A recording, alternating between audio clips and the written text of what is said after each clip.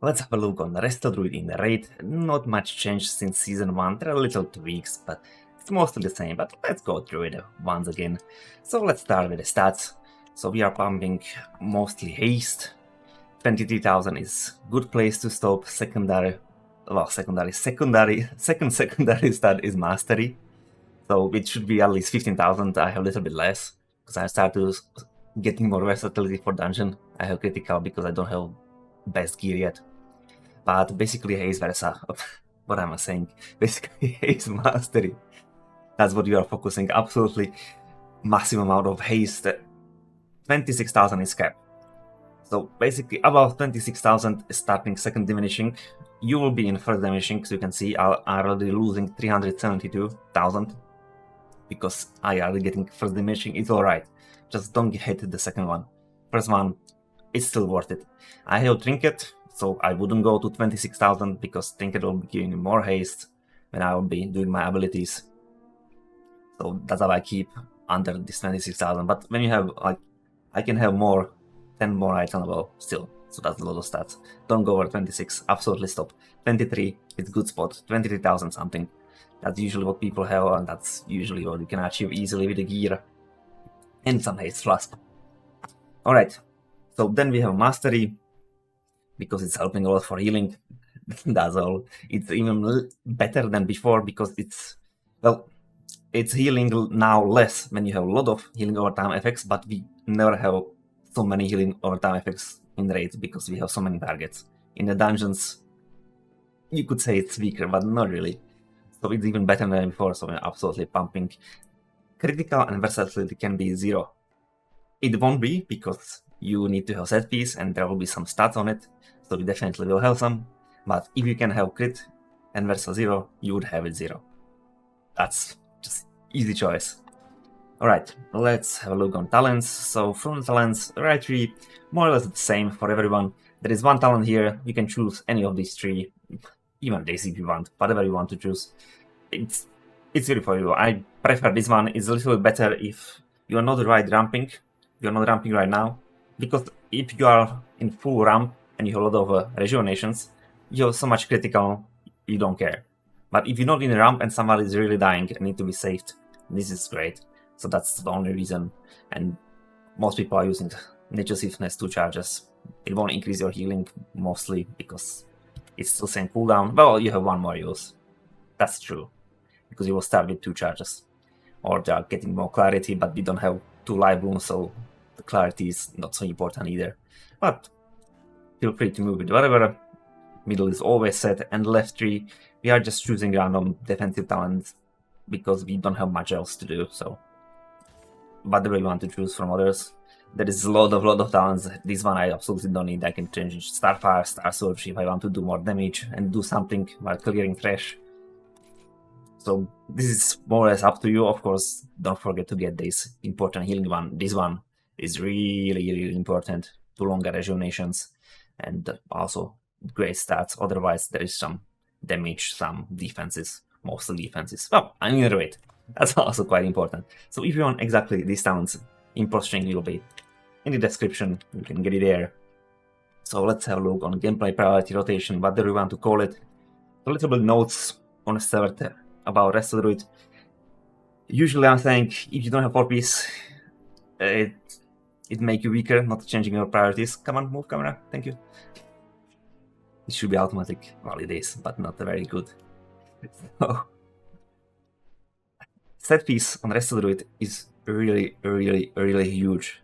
So some other healers you can still go, like if you play GG Monk in raid, you don't even care about 4-piece, 2-piece, whatever. It won't do much. But in rest of the DRUID, it's a huge difference.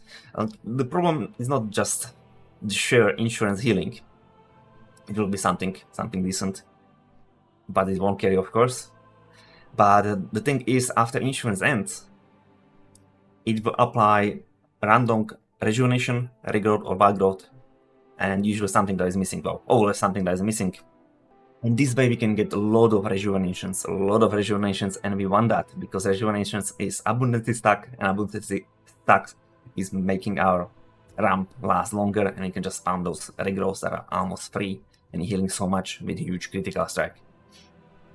So yeah, quite important to get your set piece with Restore Druid. Well, now it's quite late in the season, so it's really easy. You can have 4 catalysts, just get some items, and change it to 4 piece. So quite a huge deal, more than some other healers. So with the priorities, there is 2 things we should do before we pull. So, you know, our versatility buff, what we have with Restore Druids, make sure everybody have it. And the second thing, we have a new ability, and with our symbiotic relationship, you will connect with someone. If you heal him, it will heal you, and if you heal yourself, it will heal him. For locks, put it on tank, because they always get damage, and you have big numbers. If you want to be more effective with it, put it on some more squishy DPS, like some hunter that doesn't have many defensives, or like they don't have big leech or something like that. Like Shadow Priest that is always leeching some health. So just some DPS that have hardest time to survive. Otherwise, just on tank. It will heal, and you will always heal tank. It will do something, it will do decent. Alright, so actually first priority when we are in the combat, and is our efflorescence. Let's go on some ground. So our big huge circle on the ground. I sadly don't have any logs from a raid, but I just opened some random guy. I choose Rig River because it's quite early boss, you don't need to do barely anything, you just stand and heal, because it quite hurts, but you don't need to play much. So I think it's a great boss to check some healing. But it would be basically the same if I would be heal, maybe just less health per second, who knows. I didn't choose first one, okay? First peoples are usually some weird logs. This is like 60 or something. I didn't have even inner invite from someone. What I want to show you here, that efflorescence on its own, it's together with Spring Blossom, it's not big heal. But the reason why it's in first priority is mostly the Spring Blossoms. It's a huge deal. See, it's healing barely anything. But the thing is about it, it's very weak hot. You can see it's 20,000 over 6 seconds, is nothing. But it's another hot. So you have increased your healing through mastery. So this is a huge deal that you're putting efflorescence under the raid. Not, of course it will heal something, but it's not about only healing of that efflorescence, but it's about its increasing healing of other stuff.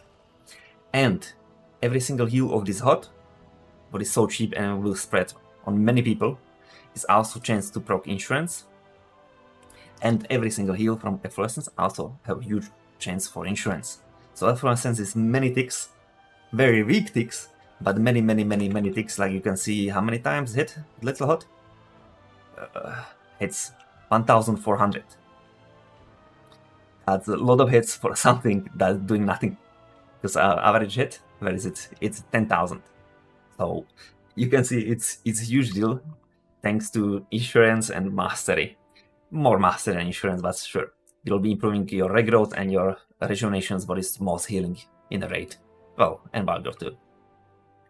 So that's why efflorescence is top priority. We always want to have it ready under the raid when we are doing some other healing.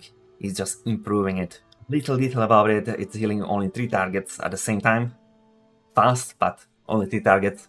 So if at least 3 people are standing in it, it's enough. But of course you want more, because you will still heal different targets. That means to apply that hot to different targets. So it doesn't matter if you're not healing 20 people at the same time.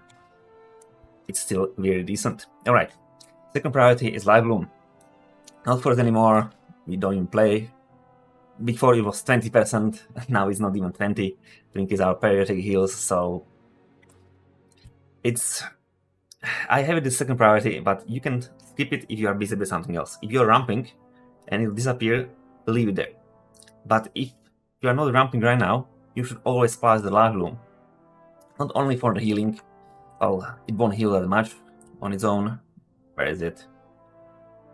So, no big deal, he didn't use it even that much, so I guess he doesn't have 100% uptime. How long it was kill? 6 minutes, 6.5. Yeah, definitely, you got time to use him more. But if you have time, Live Bloom is not an expensive ability, and every single heal that Live Bloom will do, a chance to proc your clear casting. Clear casting makes your next regrowth free of mana, and you like free of mana, and also healing 30% more. So just keep it on someone who, you know, getting most damage, so tanks usually, or yourself, so, you know, healer don't die. so the DPS will get healed.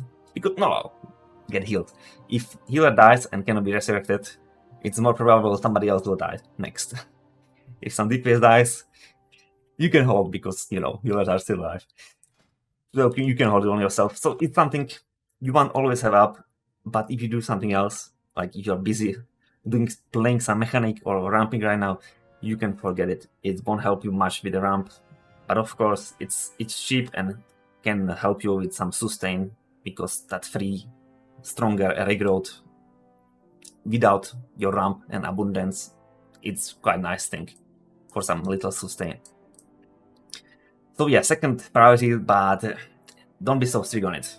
It's second priority if you have nothing to do. Well, nothing. You are chilling between two ramps, let's say. Alright, so let's move on. Third one, and guess what is here? It's regrowth with clear casting. It's free of mana. Cast it. But you cannot go wrong with free of mana ability, right? If you don't have nothing to heal, just forget it, but that's how it usually works with any priority. If you don't need to heal it, you don't need to do it. Alright, fourth priority is our Group Guardians, our Hyperlator Freeze. We even have talents for them. So they're doing a lot of things, but it's not important. You will spawn them, they will start healing, fine. You don't need to bother by it. It will do something, they will heal good targets. What you need to think about when you have trees, then when you spawn it, you get 10% buff to Rejuvenation, Efflorescence, and Life Bloom healing. So Rejuvenation is a huge part of our healing, so this is quite huge. And it's also additional 5% to our all healing for each tree that is spawned. This is also each. Your Group Guardians. Yeah, it should be. Both of them stuck 2 times. Yes, everything is stacking 2 times. So there will be healing, fine, but you want to think about them and time them as like your buffs. So when you're doing ramp, and after you are finishing your ramp, you want to release as many trees as you have, and then you're just bursting with those regrow casts. If you know your ramp won't be under 20 seconds, you can just release 1 tree here and there, so you're not sitting on the 3 stacks, because it's still, they are costing us 30,000. It's really cheap on mana, and why to sit on 3 stacks if you can just release them? They will just keep some very effective healing. In a case you don't have a ramp coming next. If you have, sit on it a little and then release it on the end, and you will do quite nice big burst. Alright, next priority we have Swiftman and Wild Growth. Don't need to be always used together. Mostly yes, because it's nice to buff your Wild Growth. But of course if you want to heal somebody is low, you need to heal right now, you will click Swiftman, then buff the regrowth from it. It's also possible, but of course like pure health per second, it's ideally together, Swiftman and Wild Growth. Because after you use Swiftman, you will get Soul to Forest buff, so next regrowth Rejuvenation is 150% stronger, or Wild Growth 50% stronger. So that is quite a big deal. And of course if you are in raid, if you are doing big numbers, you are doing AoE numbers, and Wild Growth is AoE, so natural combination to come together. But how Swiftman works, so before you could use Swiftman only on targets with Rejuvenation, Regrowth, or Wild Growth. Why? Because it was consuming them. Now we are all riding into the talent over here, is no longer consuming, but they still need to have some of these hots, because that's how it works. So you cannot just use it on anyone. But now it's not consuming, but it's even extending every single hot on the targets. So of course, if you need to save somebody from low life, you want to use it for healing. But ideally, if you need to choose between like 3 people that have exactly the same health percentage, you should choose somebody who got 2 rejuvenations. So you extend those 2 rejuvenations, so you keep your abundance stacks a little bit longer, a little bit easier, and cheaper on your mana. It also applies under healing overtime effect, what is increasing our other heals with our mastery. So yeah, great ability, and it's really cheap. It's a really cheap ability. I forgot what it was exactly. That's the event. It's just 35,000. Amazing. Amazing thing. Keep clicking. Alrighty. So, next priorities we are getting, like, this we want to keep to our sustain. But now we are getting to ramp. Like, I needed to make some logic in the priorities. So let's just talk about ramp and then it will make sense why I put it here in priority or rather things about it. So what is our ramp? Everything is about abundance. So abundance is our count over here. So for each rejuvenations we have on anybody, then we have stack of abundance up to 12 stacks, or saying maximum 96%. For every rejuvenation, our cost of regrowth is decreased by 8%, and critical chance is increased by 8%. So maximum 96%, that's 12 stacks. Before we could have 100, unlucky. They took 4% from us. So there is addition to it. So we have talent over here now. So also for every stack of rejuvenation, we have decreased cast time of regrowth. That is great help for our burst. So it's just 5, not 8, so it's just 60 on 12 stacks, but still this is huge buff to our healing, to our burst. Then our ramp is quite simple. In theory, we spread rejuvenations as many as we can, and then we'll start casting regrowths that are hugely effective because they are almost free of mana, massive increased critical chance, and also we are casting them quite fast. So this is basically our ramp. We are spraying rejuvenations, bam, bam, bam, bam, bam. We have 12 stacks. We are spamming regrowth. That's our healing. That's why we have regrowth first in healing, because that's what we are clicking, because they are so cheap on mana and so good for healing. So the most time we spend in the raid is planning and executing this the ramp, this spreading of rejuvenation. So it's quite important to know when you want to do your healing, because you need to prepare, let's say 15 seconds before you need to start clicking abilities. So after 15 seconds, you are ready to do huge burst healing.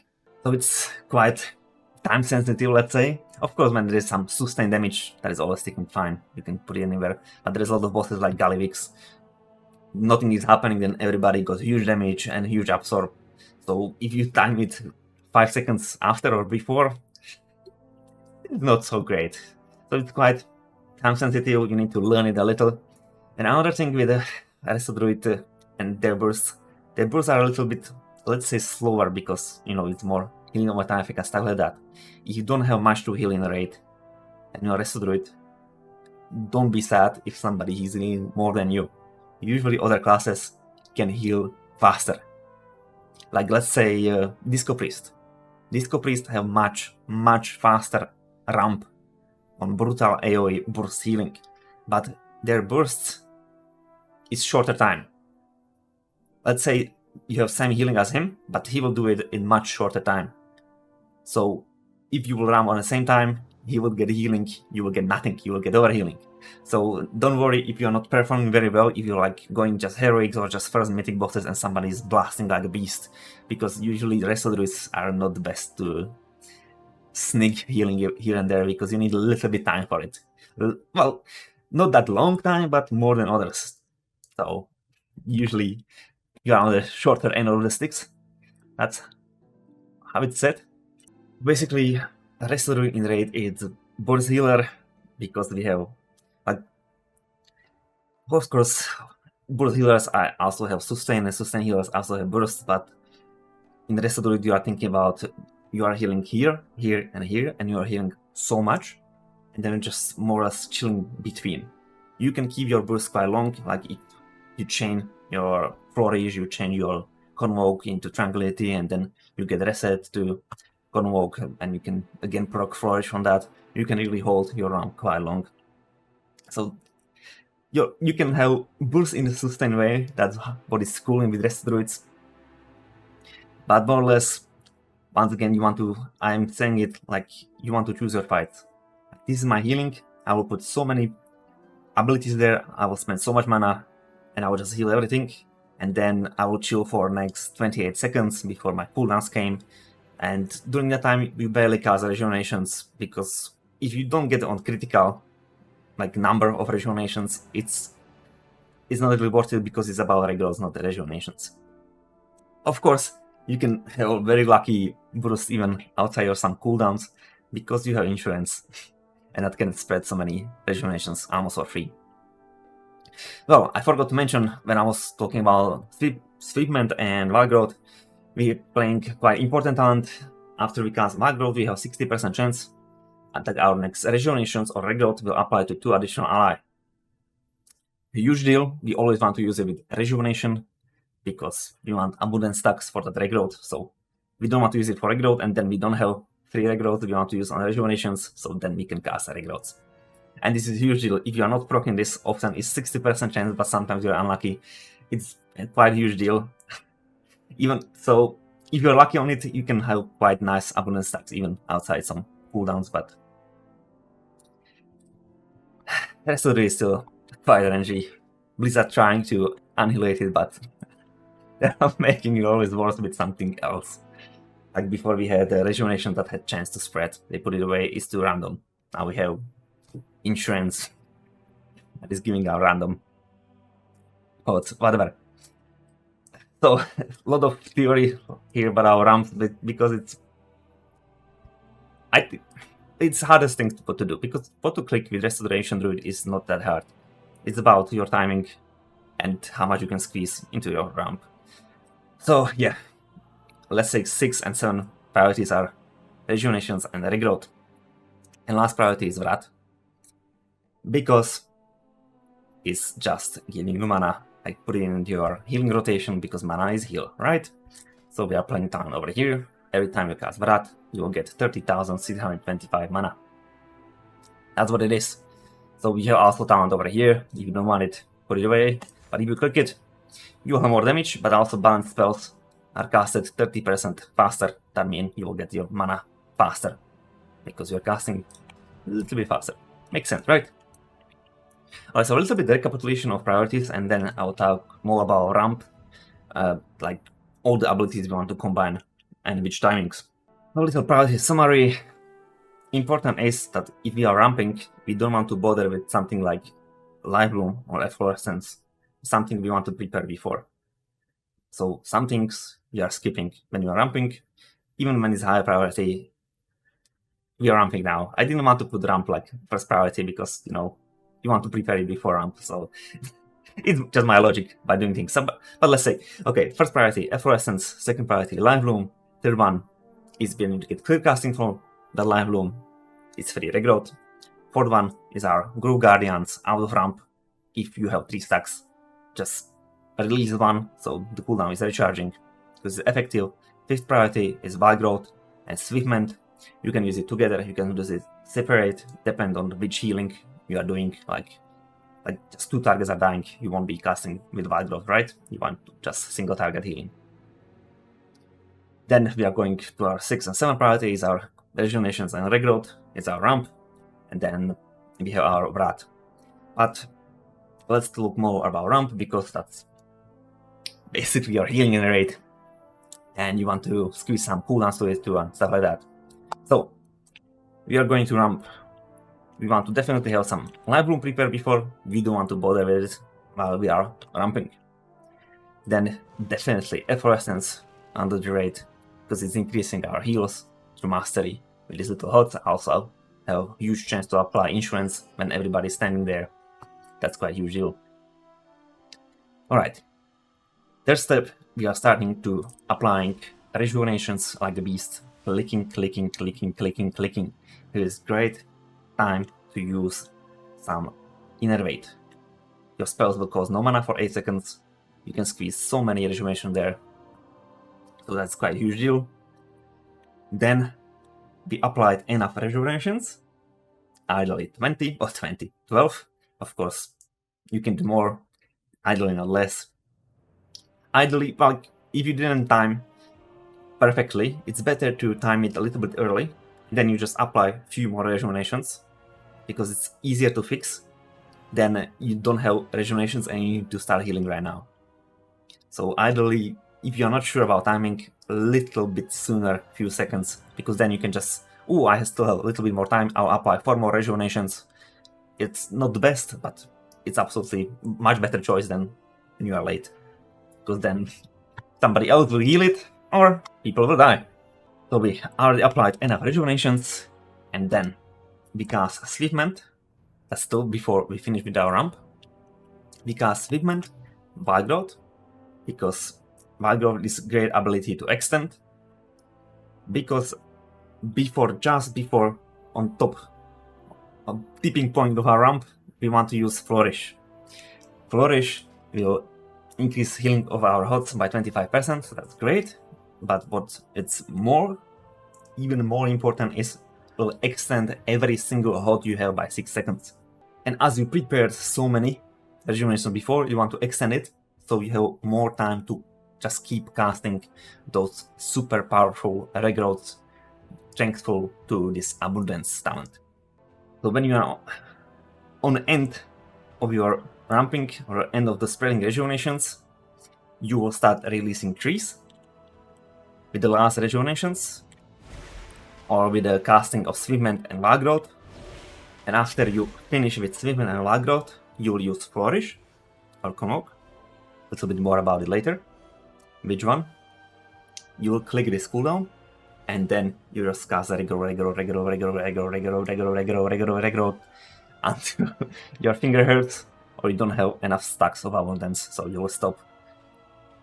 You can keep reapplying it or just chill for a moment, recharge some mana, and then prepare for next burst once again. So once again, even a little summary for the ramp. So Live Bloom we have already applied, we have Efflorescence on the ground, kind of important.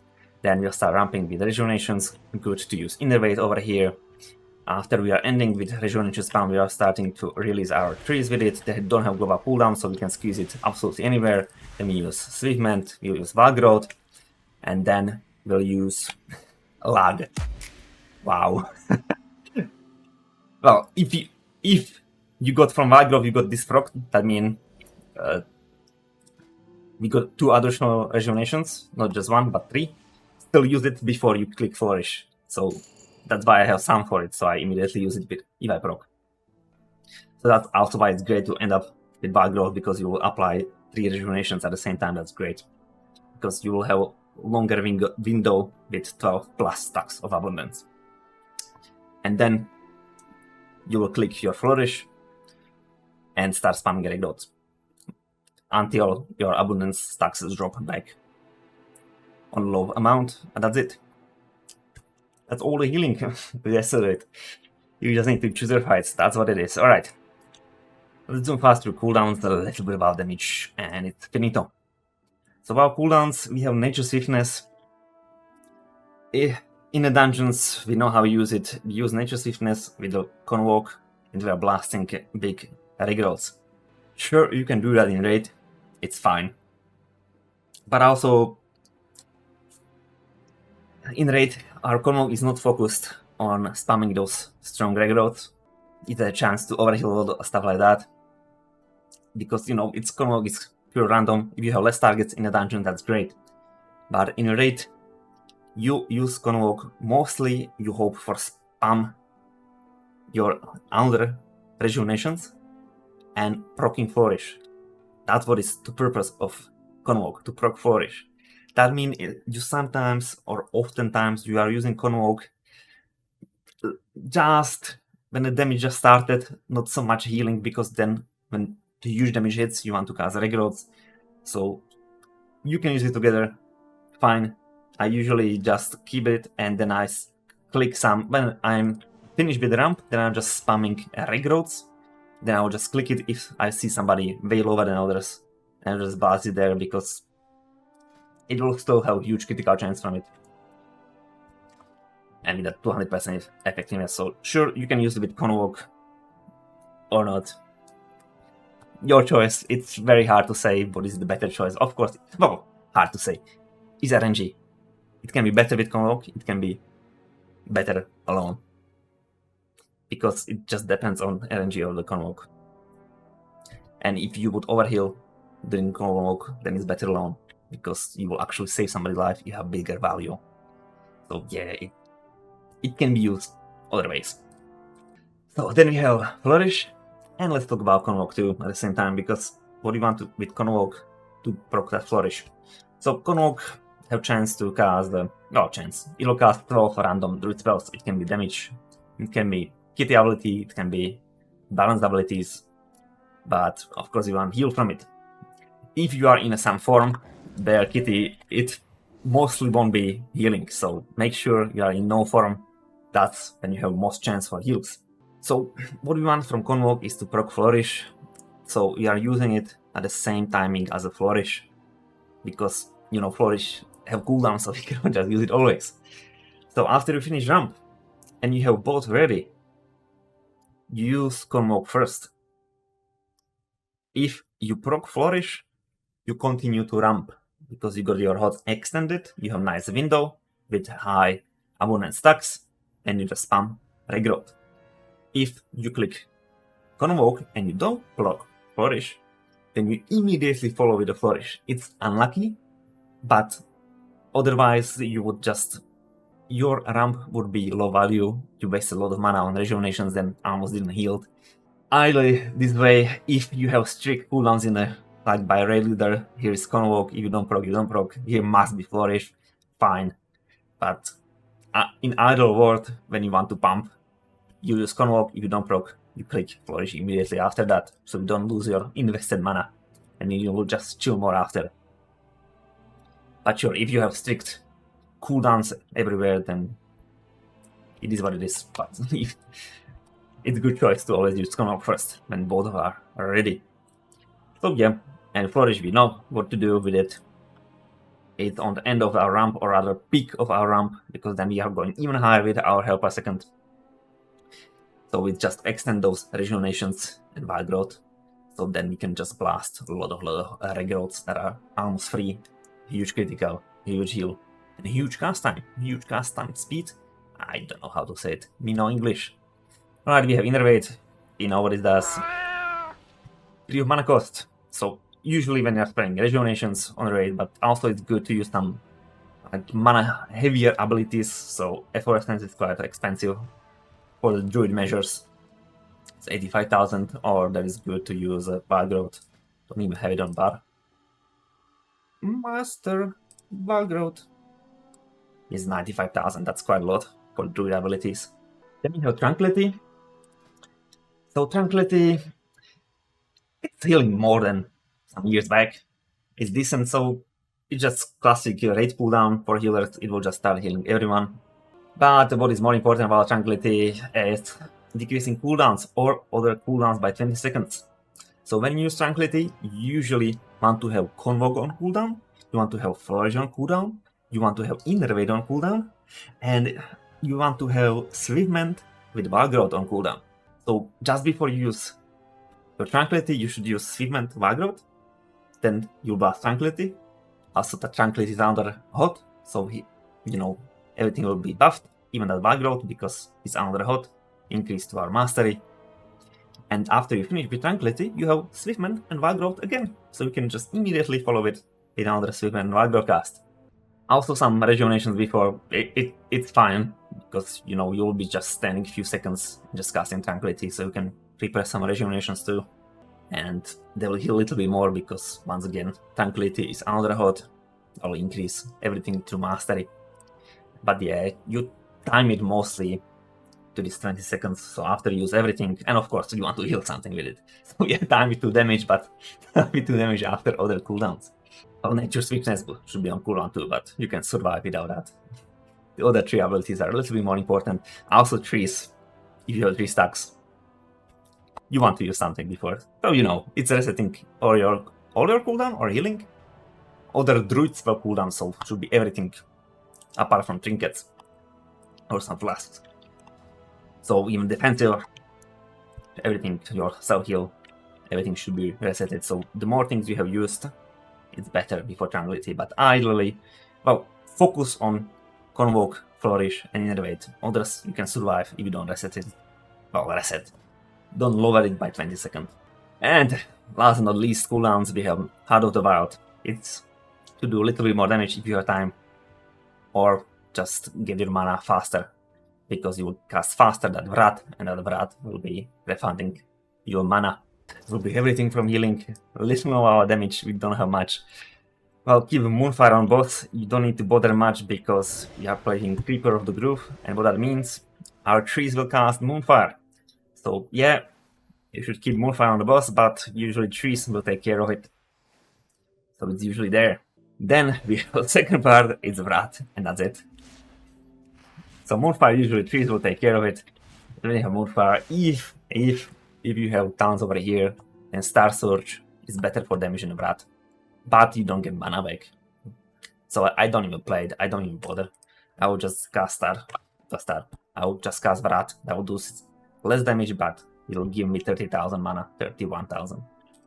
Alright, that will be everything from me. If you have any questions, just leave a comment. I will try to answer as soon as possible. If you prefer text guides instead of videos, I have everything on my Discord with some Vigavra packs, my Discord Buddha settings.